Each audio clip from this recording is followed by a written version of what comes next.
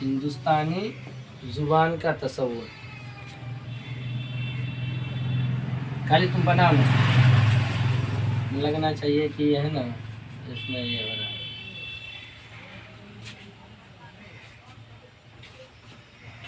हिंदुस्तान कसीरुल लिसान ज़ुबान है, यहाँ पे बहुत सारी ज़ुबानें बोली जाती हैं।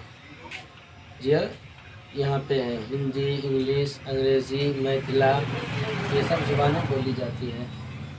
हिंदुस्तान मुख्तलिफ़ रंग व नस्ल, अलग अलग रंग नस्ल के लोग हिंदुस्तान में बसते हैं। बहुत सारे यहाँ पे, कोई हिंदू है, कोई मुसलमान है, कोई सिख है, कोई ईसाई है, अलग अलग तरह के लोग रहते हैं यहाँ पर। हुसूल आज़ादी के बाद हिंदुस्तान में इलाकायत का रुझान बहुत तेज़ी के साथ क्या हो रहा, बढ़ रहा। मतलब कोई कह रहा है कि हम बंगाली है, कोई बिहारी है, कोई कुछ है, अलग अलग चीज़ें कह रहा है।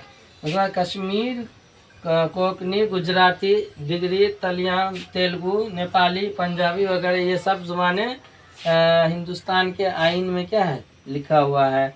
अंग्रेज़ी ये बैनुल अक़वामी ज़ुबान है और कौमी ज़ुबान है, और उर्दू मुल्क के तमाम हिस्सों में क्या होती है, बोली जाती है।